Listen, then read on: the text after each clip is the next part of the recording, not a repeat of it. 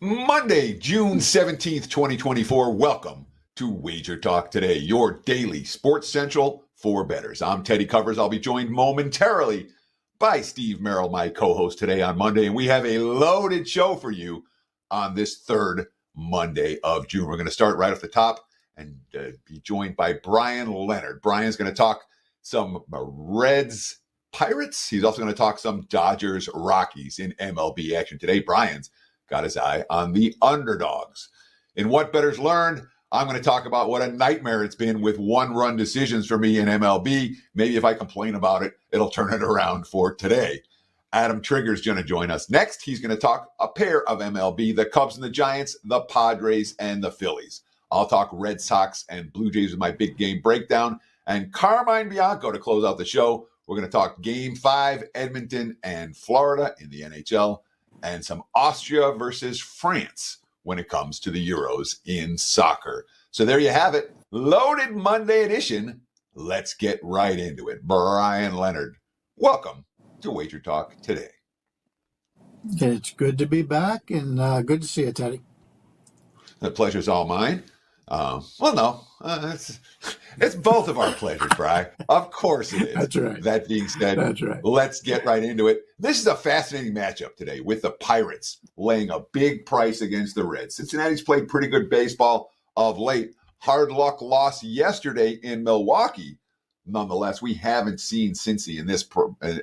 We haven't seen Pittsburgh in this price range very often against teams like Cincinnati right now. The Pirates anywhere from minus 185 to minus 190 on the Wager Talk Live odds screen. Total in this one, 8 juice to the over. There are some 8.5 juice to the under. How do you see the Reds and the Pirates playing out Monday night in Cincinnati? That's interesting. You mentioned Pittsburgh not being in this price range. I had to check to make sure Cincinnati was throwing a pitcher in this game. I saw the 190. And I said, well, this is a given for Pittsburgh. They've got Skeens on the mound. Maybe Cincinnati's just not even going to show up. But, these are things I look for when I'm looking at underdogs, is teams that should not be favored in this price range being in this range. And that's what we have tonight in Cincinnati. The Reds are going to send Carson Spires to the mound. He's pitched well in relief this season. He's permitted just 2 earned runs in his last 15 and a third innings of work. He's been a long man out of the bullpen, and he received 2 starts in 2023. So he's been able to come in, give him some length. And that's what you're trying to do in this one here tonight with Cincinnati. I mentioned Paul Skeens. He's been just as advertised. 2.43 ERA, 0.96 whip. And while his fastball gets all the press, it's his off-speed run value, which is in the 99th percentile. The problem for Skeens is the same problem you see with a lot of young guys who throw the ball hard. And that he does get hit hard when he does get hit. The faster you throw him in, the faster they go back out. And he's in the 20th percentile in average exit velocity this year, 27th percentile in hard hit rate. So if you can hit him, you hit him hard. And that's the concern we have here when you're laying that 190 with the Pittsburgh Pirates. And as good as he's been all year, he's only had 3 victories at his 6 starts. So there's many times that the Pirates just don't score a lot for him when he pitches, and he seems to be a lot of that going around in Major League Baseball. You get these great pitchers on the mound, and the offense says, well, we only need 1 or 2. Well, that's not the case, is you can't expect your pitcher to be great all the time. We saw it yesterday with Wheeler, with Philadelphia. He'd give up, 8 runs in the game yesterday? He just didn't have it against that good Baltimore offense. I think Skeens is going to have a little bit of trouble here with Cincinnati.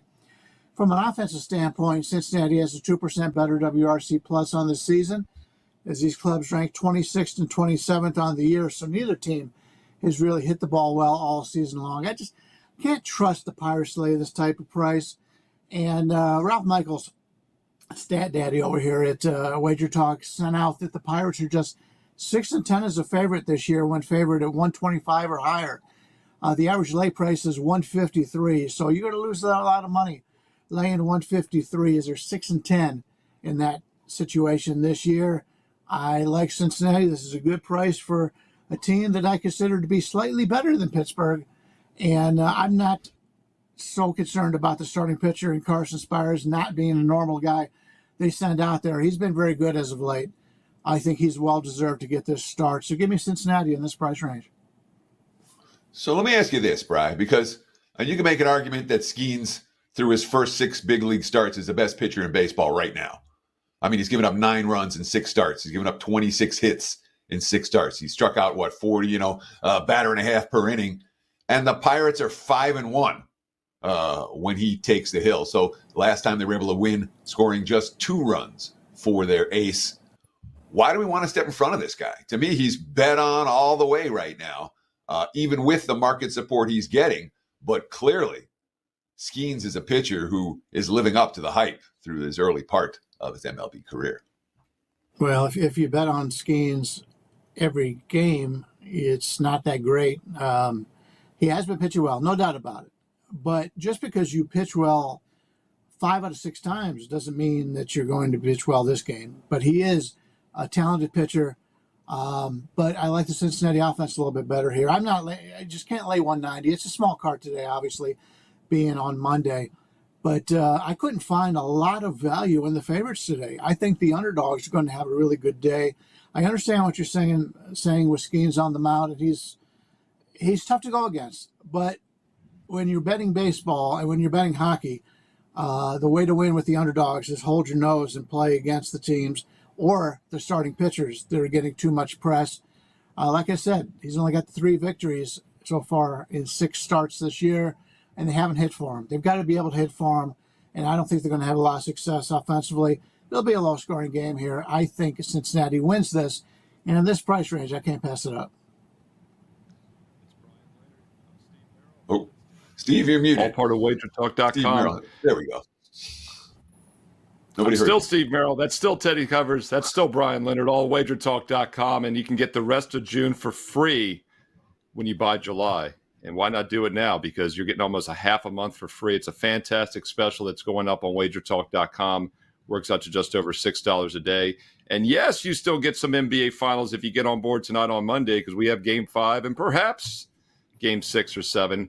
NBA tip-off show will be on at 4:15 Eastern. Baseball show live at 2 o'clock Eastern as well. And Bryan, we talk about Skeens pitching so well, but that Pirate bullpen is still a huge question mark. And if you look at the full game, it's 190. The first half is minus 220, minus 230. So they've been factoring in about a 30 to 40 cent bump on Skeens' first 5, because once again, that Pirate bullpen comes into play, and Skeens has gone 6 innings or less every outing. That's not a coincidence. They're being very careful. Keep in mind, they pulled him on his second start with a no-hitter after 6 innings. So that just shows you they're not going to let him go deep into games and build up that pitch count. All right, Bryan, you like underdogs. You just made a case against one of the best pitchers in baseball. Now I want to see you make a case with one of the worst teams in baseball against one of the best teams, Dodgers, Rockies. You going to back this dog? I am going to back this dog. And because of the injury to Yamamoto, LA has had to get into the bullpen extremely early on Saturday. I threw a lot of pitches in that game because of the injury in the first inning. They were bailed out a little bit yesterday with Glasgow, went 7 innings. But this isn't the ballpark you want to enter your first game on when you're using the bullpen a lot the last few days. James Paxton is getting the start for the Dodgers, and he's been a major weakness in this rotation all season long. And while he does enter with a respectable 3.92 ERA, his advanced stats have been bad all season. He's in the 12th percentile in expected ERA, the 4th percentile in strike percentage, and 11th in bases on balls percentage. He's been a poor starting pitcher. He got off to a lucky start, and he's starting to pay for it lately. This would not surprise me if this is his last start in the rotation. It'll help because Yamamoto is going to be out for a couple of weeks at least here. But he's not a guy I'm confident with laying the number on the road here with the Dodgers, a team that you can honestly say is underperformed this year. They came into the season expected to possibly set all-time records in wins. They're just not getting it done. And I mentioned this before the season started. They just don't have enough good teams in this division to push to try to win all those games. The second-place team in this division right now has a losing record. So the Dodgers could cruise through these games and still make the playoffs. They even talked about that earlier today. I read an article, and because they've got a lot of injuries, and obviously Mookie Betts getting hurt yesterday didn't help the situation. Their third baseman is out. The bottom of the order has done nothing for the Dodgers. They've got major concerns. They're going to be hitting the free agent market here and try to make some trades before the trade deadline and see what they can come up with. But if you take a look at James Paxton, once again, since April 29th, he has permitted 20 earned runs in 39 innings. That's over 4.5 runs per game. I mentioned Mookie Betts being injured yesterday. So the whole left side of the infield with the third baseman and the shortstop being out is going to hurt them. And I know Ohtani hit 2 home runs yesterday, but he's kind of breaking out of a little bit of a slump. So, and then Freeman hasn't been his normal self lately. So even the best players on this Dodgers team are not hitting up to their expectations.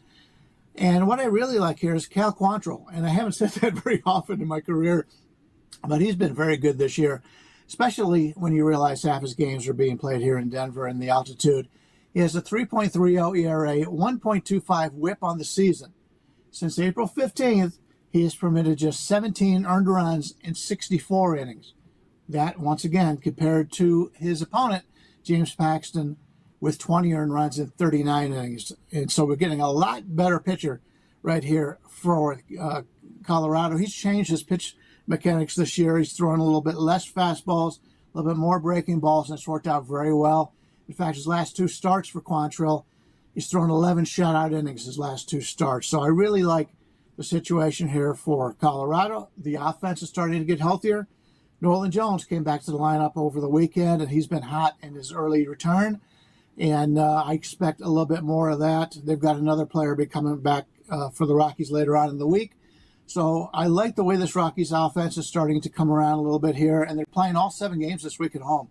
So it should be something that Colorado can build up their season-to-date numbers.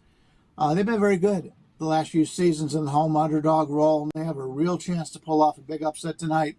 I like Colorado here. You got the Dodgers with their worst starter on the mound, a bullpen that's been used a little bit as of late, and without 2 major players in their batting order. Give me Colorado in this game as a nice underdog. And with all of that, the Dodgers are still minus 160, minus 165, minus 170 on the road, which tells a little bit about the Rockies. I mean, which we know already. But, I mean, you talked about Quantrill's last 2 starts, which have been dynamite. The start before that was against the Dodgers, and he got blown up in that start. Couldn't make it out of the 5th inning, gave up 9 hits, 4 runs, was in trouble in every inning, and lucky not to have worse than that. So Quantrill's track record against LA, does that concern you here? And, of course, I mean, we know what the Rockies are, all right? They haven't won a series in June. They're the worst team in the National League this side of Miami, maybe worse than Miami. We'll see what all said and done. But can you really make money betting against the best teams in the league, backing the worst teams in the league? Well, if you've been betting against the Dodgers this year, you have. You've made money going against the Dodgers, and they were known as being the best team coming into the season. Colorado's a team different than any other team. Colorado, it's always... We talk about road Rockies. Road Rockies are terrible. Road Rockies are terrible every single year. Can you make money betting against Colorado on the road? Yes, and I would do it earlier in the season because everybody thinks this is the year they're going to turn it around. Well, I don't want to bet on the Rockies on the road. But the Rockies in this ballpark, they play more games in this ballpark than any other team. They know this ballpark better than any other team, and they've been very good as a home underdog, as I mentioned. I have no problem playing the lesser teams in baseball. This isn't like the NBA when you get the best team playing the worst team and you're going up and down the court, 200 times a game. The better teams are going to win those games.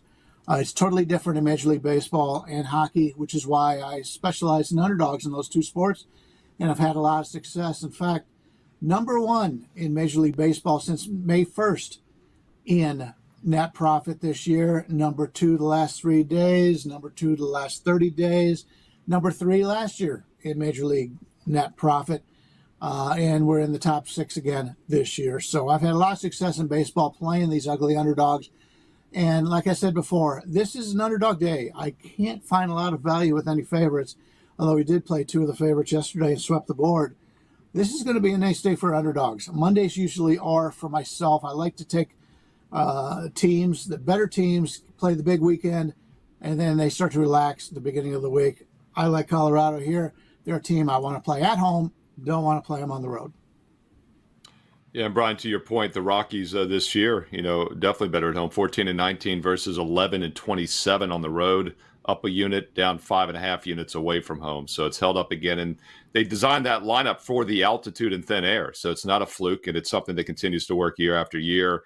And Bryan Leonard is the epitome of taking a long-term approach because, look, both his games he's given you have less than a 50% chance of winning tonight. So if you play them each individually, you're more likely not to win. But if you play consistently, getting plus 150, plus 170, long term, you're going to make money, and his record speaks for itself. And that's, once again, Brian, why it's so important to consider a direct subscription. Let everybody know what they will get when they join you at WagerTalk.com. And once again, if they sign up today, they get the rest of June free when they buy July. Yes, they do, and it's a tremendous advantage to do that. I'm still working on today's card. All the games are on the evening card, so I'll make sure I put up everything I can once I get all the information I have. You mentioned on the lead-in for basketball, I do have a free play up in the NBA championship for today if you want to go to the site and grab that. But still working on the card today, but we've been very consistent for the last month and a half here. And you'll get winners each and every day. And once again, swept the board yesterday, looking for more of the same. At this point, don't know what I'm using, but we'll have something up for today. I've got at least one game circled, possibly having more. Yeah, there's 9 baseball games today and tonight on Monday, and we are covering 5 of the 9 here. Over half the games covered for you free here on Wager Talk today. Adam Trigger's coming up in a moment with 2 more games, and then Teddy Covers has a big game breakdown as well. But Teddy, before we get to Adam, let's talk about what bettors learned. And you want to talk about a 1-run loss? Where are you going with this one? Oh, I've had a one-run nightmare over the last week when it comes to one-run decisions in MLB, and I've been on the wrong side of most of them.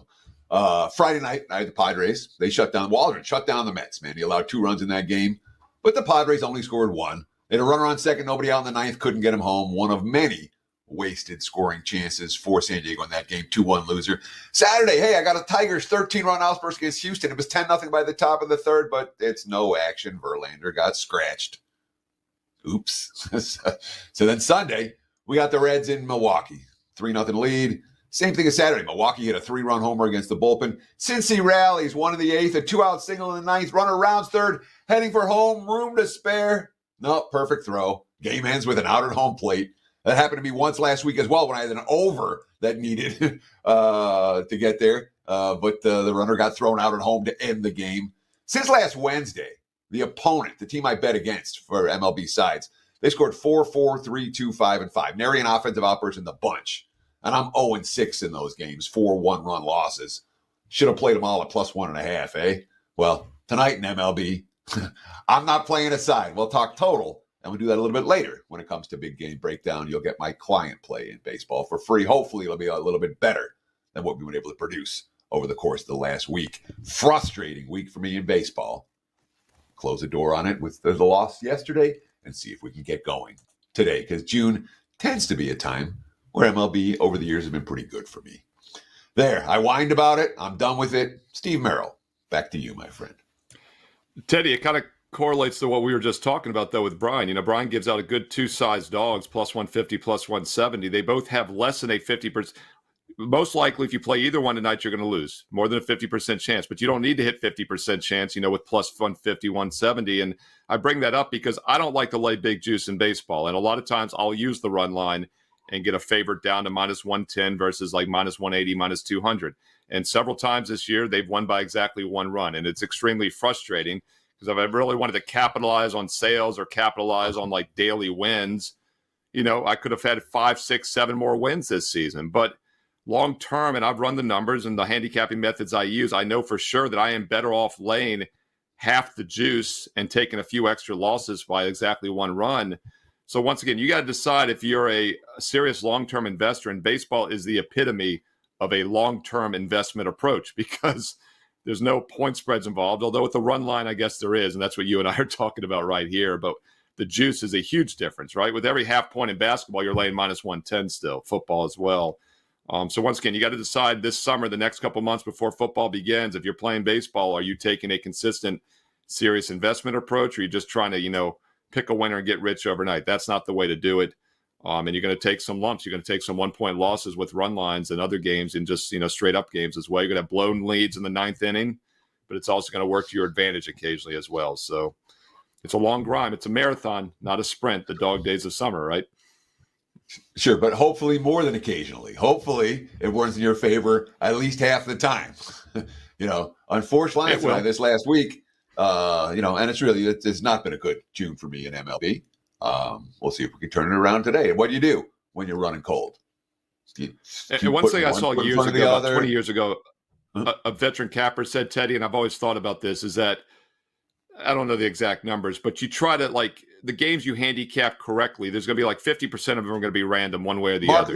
So you're trying to win that 30% that you handicap correctly. You're trying to hit like 70% on those games. The other half the games are going to be 50-50 coin flips based on random variance like you're talking about. Yeah. That was something that Mark Lawrence used to talk about back in the day. He's like, half the games are going to be coin flips. And if you can win half of those and then win at a high percentage with the games that aren't coin flips, you make money doing this. And that's what we try to do. And it's another reason we've talked about also you want to have a daily recap, look back the day before, see if you had the handicap correctly. Why did you lose? Was it random variance or was something wrong? Was a pitcher not up to par? Is he fatiguing, or is something wrong with the lineup, something like that. So it's another reason you want to look into it. And bad luck happens, good luck happens as well. It evens out in the long run. Adam Trigger, let's keep it rolling. We're doing over half the baseball games for free here on Wager Talk today. And we're going to look at one with Adam Trigger here coming up, 2 games actually. We're going to do both in the National League, but let's start with Cubs and Giants. Giants actually have a big game this Thursday, I believe, against the Cardinals in a very historic ballpark. So it'll be interesting to see how that plays out, but they're playing the Cubs first. What are you doing with this one today, Adam?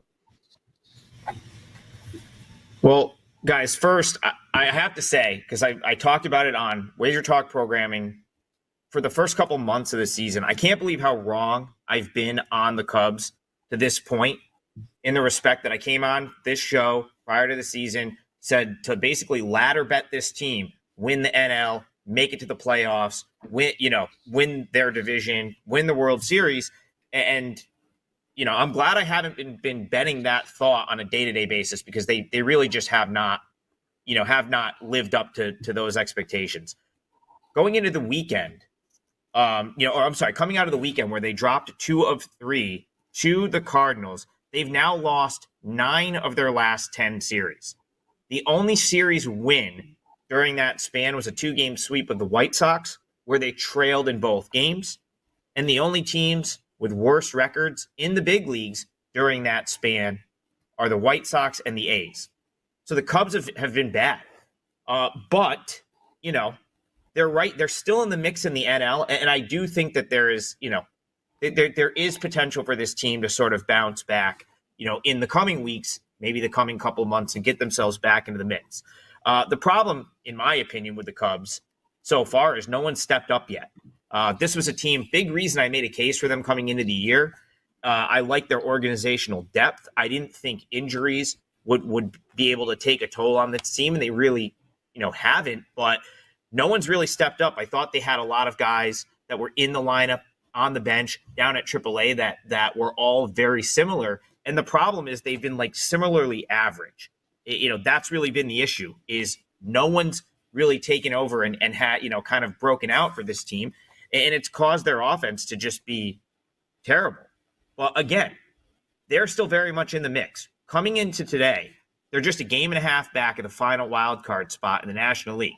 I know it's too early to talk about playoffs, but something that we need to point out, guys, there's only 4 teams in the NL right now with a winning record. So, teams like the Cubs, teams like the Giants, who I'm going to get to in a second, are very much in it still, despite the fact that they're a few games under 500. Now, the Giants, you could make a similar case, like, things really haven't panned out for them this year.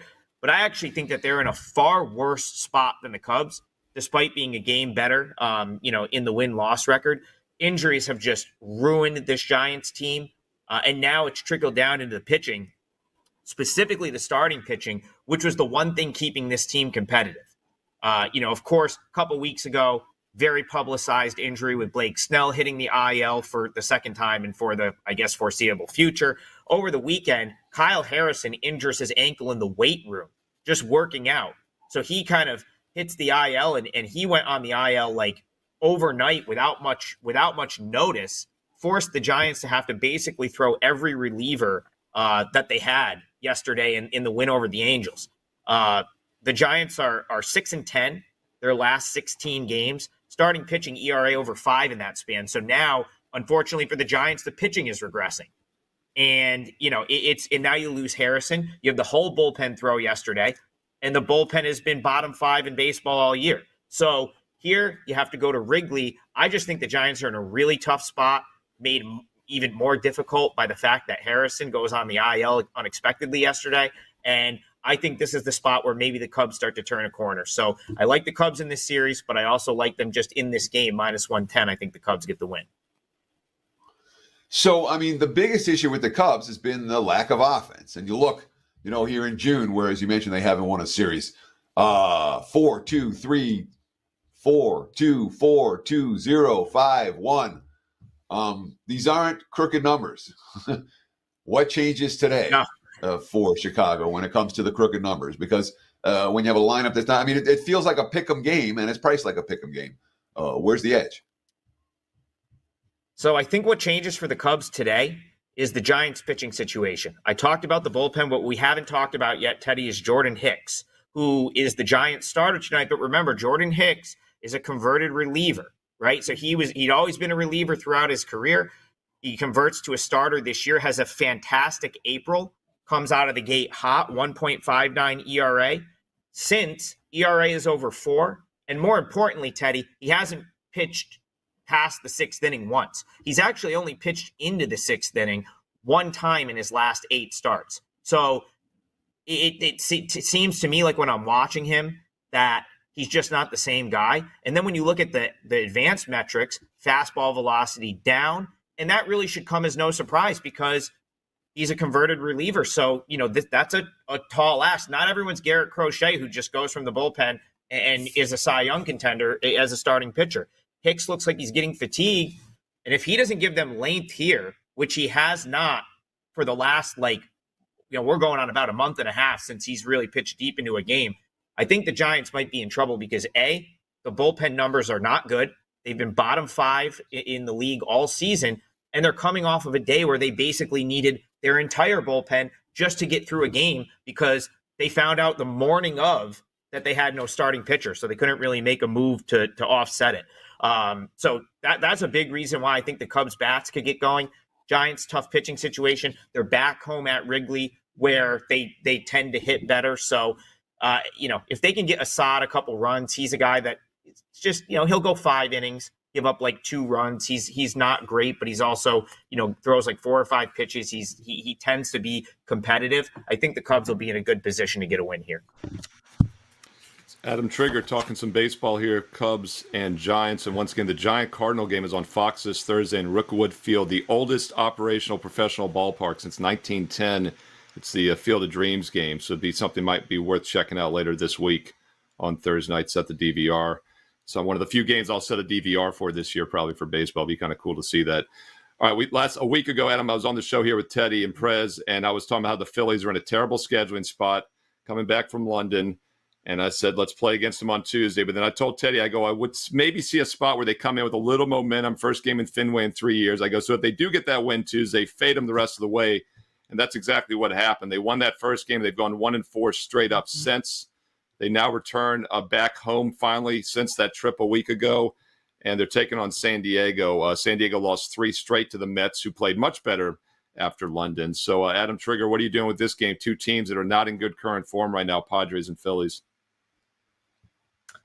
Yeah, so I'll start by just chiming in on the +1.5 because I am going to make a case for Padres +1.5 here, but it's not something I'm going to play, at least not yet, because the books are very good at pricing these. And I think that's where people really get themselves into trouble and make +1.5 a minus EV bet is when they're just willing to lay -130. And if you notice, more often than not, the books, you can go right down the list today. Padres +1.5, -130.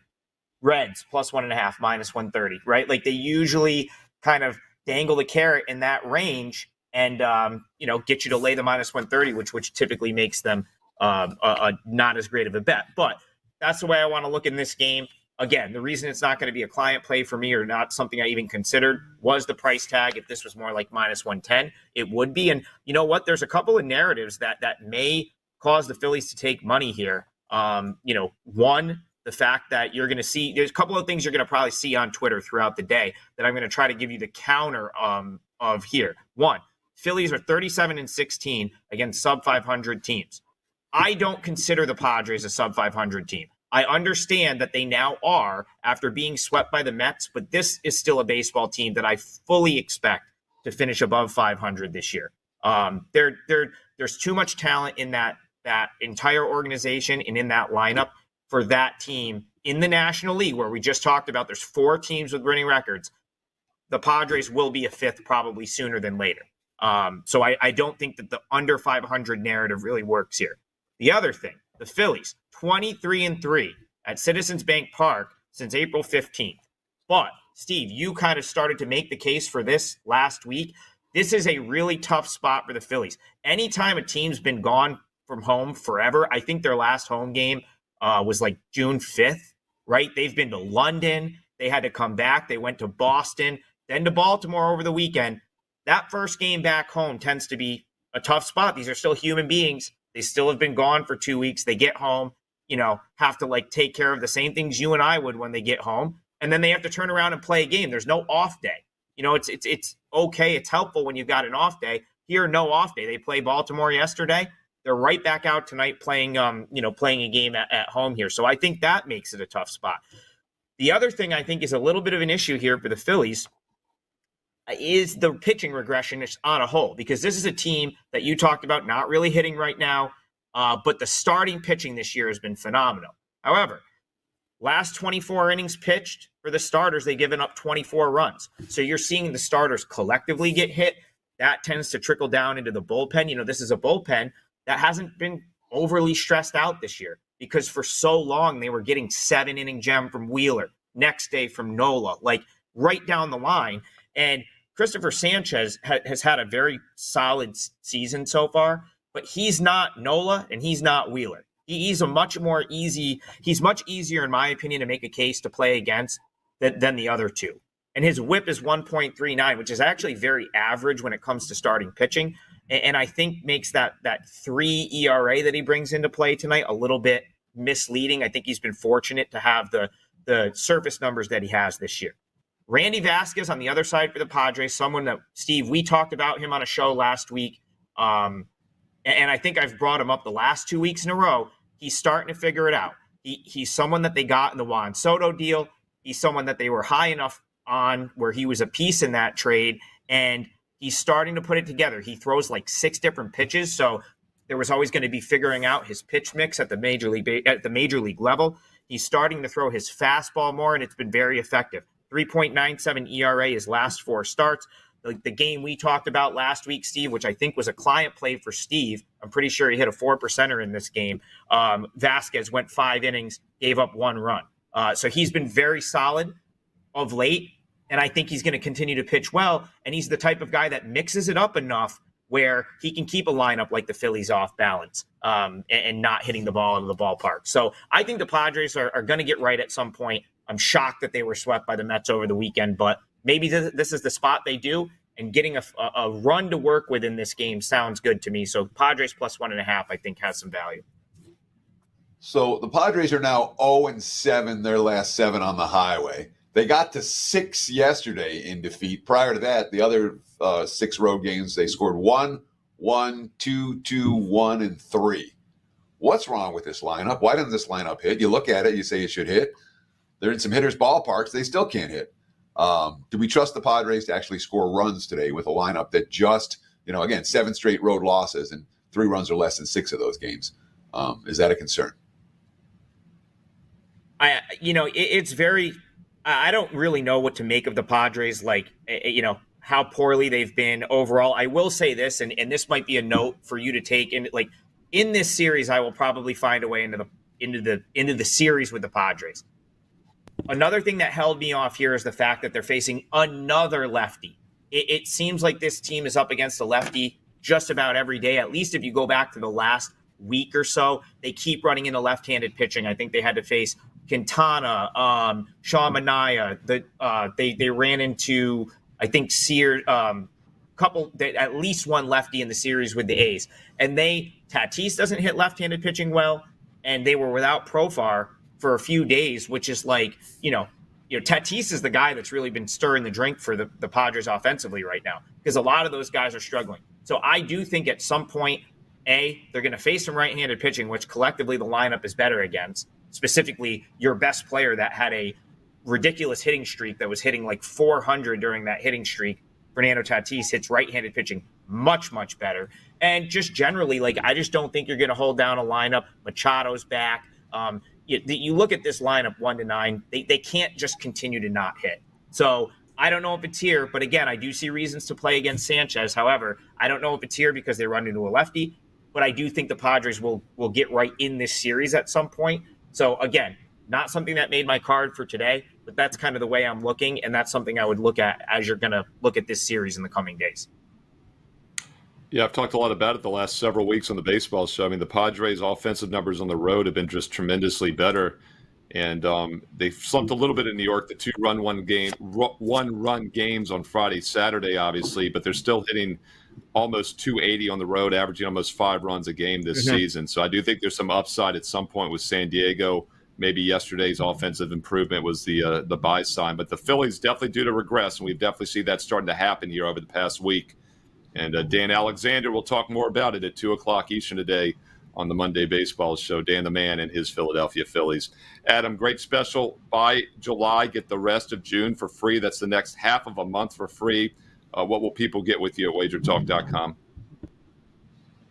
Well, I'm hoping they get the same results as we've had the last couple weeks, because I'm on a great run with baseball right now. I'm 17-2 in my last 19 baseball plays, 10-1 in my last 11 MLB plays, because of course you get the KBO as well. Both have been great, and tonight I've got a 5% play in Major League Baseball in a spot that I love. So going for 6 straight MLB wins. It's been a really good run the last couple weeks, and I'd love for that to continue into July and through the rest of the season.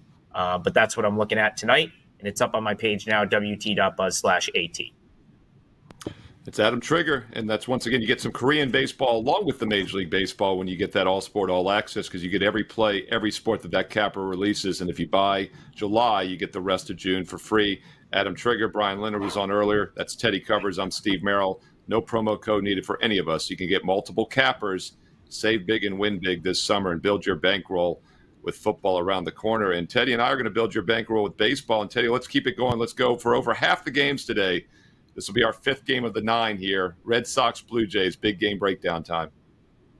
Big game breakdown. This is a 2% client play for me on Monday. Let's talk about the Red Sox and the Blue Jays, and in particular these starting pitching matchups. All right, Kikuchi against the Red Sox last year. Well, he went 4 1/3 and he gave up 5 earned runs, and then he went 4 1/3 and gave up 5 more earned runs. 16 hits allowed in those 2 starts. It's not like Kikuchi's in great current form. He's allowed 5 earned runs or more twice in his last 4 starts. He walked 4 batters last time out, struggling with his command. Kikuchi versus the Red Sox, I think, is a bad matchup for Toronto. We look at the other side of the equation. Here's Nick Pivetta versus the Blue Jays. He has a huge sample size. Toronto, the current Blue Jays have more than 180 plate appearances against him in their careers. 304 batting average against, 934 OPS. They've hammered him. All right. Met Toronto 3 times last year. He didn't make it past the 4th inning in 2 of those 3 starts. And by the way, he couldn't make it out of the 4th, past the 4th against the Phillies in his last outing. So it's not like Pavetta's in good current form either. All right. The Red Sox are hitting. They scored 8 runs or more 4 times in their last 5 games. Really the first time all year we've seen this lineup start to click. The Blue Jays scored 7 and 5 over the weekend. They're 6 and 3 to the over. Their last 9 at home. You put this all together, and by the way, Toronto, who hasn't hit home runs this year, 3rd fewest in the majors. They had a couple of dingers yesterday, including a grand slam. That could be a problem for Pivetta today. First 5 over, full game over. The money's come the other way. I'm seeing 7.5 out there right now. 8, the prevailing number. I think this game goes up and over. I don't trust either of these 2 starters, and I think both lineups primed to score runs in bunches. Crooked numbers from the Red Sox and the Blue Jays. Over is the play. There's your big game breakdown Back to you, Mr. Merrill. Covered half the baseball games, over half of them today on Monday, and there'll be more at 2 o'clock Eastern on MLB First Pitch Live. You can do interactive chat with Dan Alexander, the guest, each and every day this week at 2 Eastern. We have not talked NBA Finals Game 5 because nobody thought there'd be a Game 5. Actually, I did, Teddy, because I had to play on Dallas in Game 4 for my clients last week. But we do have a lot of content for the NBA. I did a standalone video yesterday. It's up there right now. Deep dive side total player props for Game 5. And then, of course, NBA Tip-Off will be on live at 4:15 Eastern. You can interact with Joe Ranieri and company as well to discuss the game. And I bring that up because we're going to talk NHL Game 5 now with Carmine Bianco, our resident Canadian, since it's a Prez free zone this week. And, Carm, the comparisons between the NBA and the NHL Game 4s were just eerie. You know, we had two situations in which both home teams are down 0-3. They both had been written off for dead, yet the odds makers had them both as slight favorites. Now, Dallas did close as +1. They were favored for moments earlier in the week, but the Oilers were a favorite, a money line favorite. And then, of course, Dallas blows out Boston by 38 points. And then Edmonton wins. Well, I looked at it. It was 6-1 mid-third. What did it finish? 8-1, I believe. So we'll see. Does this correlate? You know, we'll see what happens tonight, right? If the Celtics win easy, that means Florida wins easy, correct? Is that the way it goes? Or maybe the correlation's ending, though, Carm? Your thoughts on that? But I thought it was pretty incredible how the two Game 4s played almost identical. Yeah, it's the conspiracy people always think they're just going to, they'll tank Game 4 because they want to win in front of their fans in Game 5. I don't necessarily subscribe to that conspiracy theory. I think the Oilers win in. They look like two completely different teams. The Oilers win in. They changed up their lines, and all four of their lines contributed 2 goals each. So everyone was scoring on that team. I guess they decided to play Oilers-style hockey instead of getting into the physical stuff, and it did get a little physical towards the end of the second period. But the game was sewn up. It's done by then. It was 6-1 Oilers in that one. I was on last call with Kelly, and one of the questions was, "What do you think of the total?" And I thought it would be a higher scoring game. I didn't anticipate an 8-1 game. But you look at the analytics so far in this series, and with the exception of Game 2, every single XG number of the 3 other games have been higher than the actual betting total of 5.5. The last game, the one in Edmonton, the final score was 8-1. The actual XG numbers, expected goals, 4.62 to 3.83. Not much separation there. It was a bad game for Bobrovsky. It was a bad game for Stolarz when he came in. And but the numbers across the board were pretty even for a game that definitely wasn't even. 35 to 33 were the shots. I don't put much stock in that, but the high danger chances 17 to 12. The scoring chances for each team 45 to 42. It's one of those ones where I think there's a carryover from that game. I think the only play for me tomorrow is going to be the over. It's another closeout game. The Oilers are going to come. They're going to push the play. Whether they can do it in Florida is a completely different story. I know they're taking it one game at a time. Let's win it and let's win Game 5 and send it back to Edmonton for Game 6 and see what happens. I don't see the Florida Panthers losing this series by any stretch of the imagination. I think they win tomorrow night, and I think it's going to be a high-scoring game. I'm going to let the numbers lead me on this one, and 3 or 4 games, the XG numbers show the game should have gone over the total. 2 of the 4 games actually win over the total, and that's where I'm leaning at 5.5, over 5.5, and the VIG's only 115 on it. So Bobrovsky went into Game 4 as the hottest goalie, a guy who's been standing on his head crazy here in the postseason, and then he just gave up, had the worst game of his of the playoffs. Is there carryover there? Is the hot goalie not hot anymore? Because, the number's cheap for the home favorite, which is telling us that there's support here for the road dog. Do we trust Bobrovsky to get right back on track? I do. You look at, the previous series for him. Let's take out the Rangers one because they completely shut down the Rangers. But in the opening series, there was a game, I think it was Game 4. Game 4 was in Tampa Bay, and Tampa pumped him for like 6 goals in that game. and he bounces back and they win game 5. And you look at game 1 against the Boston Bruins. Bruins come into Florida once again, pump him for like 6 goals in that one. They beat him 6-1, and he responds with a phenomenal game in game 2. Florida goes on to easily win that series as well. I have no problem that there should be no thought, I think, of is there a carryover to it. The one thing the Oilers are doing now that they didn't do earlier in the season, Teddy, or earlier in the series, was shoot high on them.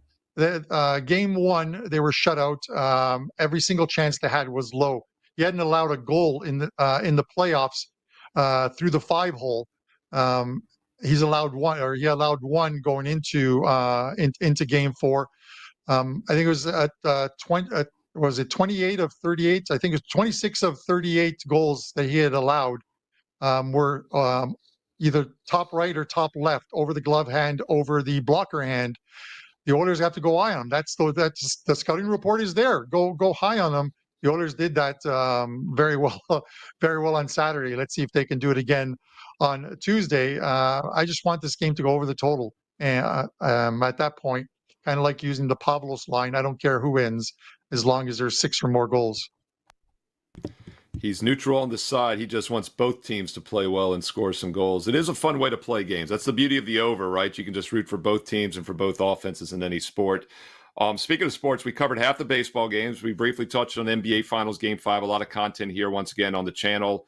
NHL Stanley Cup 5, Game 5 tomorrow on Tuesday. But we probably buried the lead, Carmine, because the biggest sporting event, and I assume the biggest betting event in the world right now, is soccer, Euro 2024. So we got to talk about that because you're a soccer expert at WagerTalk.com. Austria and France, 3 p.m. Eastern on Monday today, I believe. What are you doing with this game? Yeah, so this is another one. And, I talked about in the preview show I did with Kelly on this, that you have to treat the Euros completely different than you do in the World Cup. Fewer teams, Europe, obviously European nations, but there are probably 12 to 14 very solid teams that if the chips, if everything lined up, if the stars lined up, they could win this tournament. Now it's top heavy when you look at teams like Germany and France and England and Spain. Those are the top heavy ones, in Portugal as well too. But even the teams sort of in that mid group, there's probably about 6 teams that, much like Italy did in 2021, that they weren't looked upon as favorites to win the tournament, but they caught lightning in a bottle.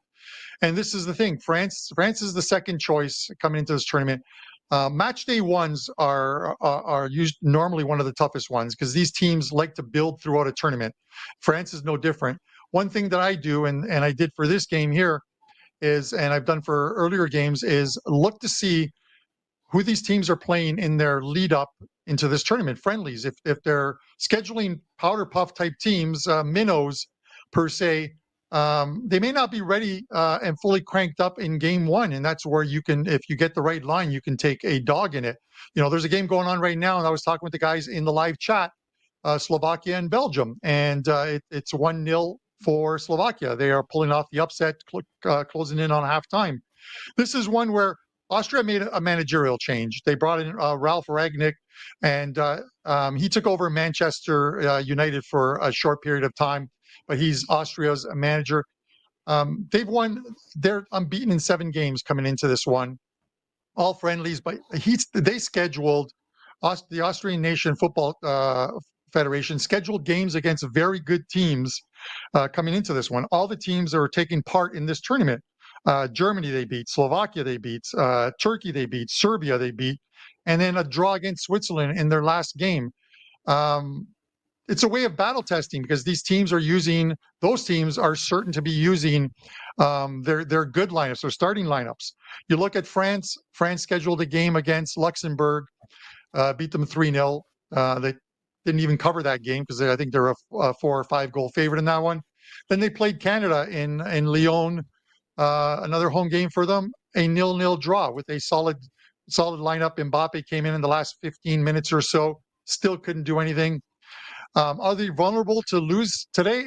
I'm not sure if they lose, but I think Austria gives them a run for their money, and you're getting +1 in this game. So I'm not looking at the 3-way line where they're +500 on Austria. I'm looking at Austria plus the goal here They play a man marking style where if they give up the ball, they got about 10 seconds to get it back. It's the manager's way of coaching his team. Give up the ball, try and recover it as soon as possible, frustrate a team, and you can frustrate France. If you can slow them down midfield and you can slow their wingers down, you frustrate the team. The longer the game goes scoreless, you have a chance to counterattack or steal, at the very least, a point. A draw gets us a win here. A 1-goal loss obviously gets us a push. The only way is if France wins by margin, 2 or more, to lose this bet. So I'm taking Austria +1 here. Austria +1 at what's that, noon Pacific, 3 p.m. Eastern time. That goes today. Carmine Bianco. What do you have to promote, my friend? Obviously, lots of sports that you do going at this time of the year right now.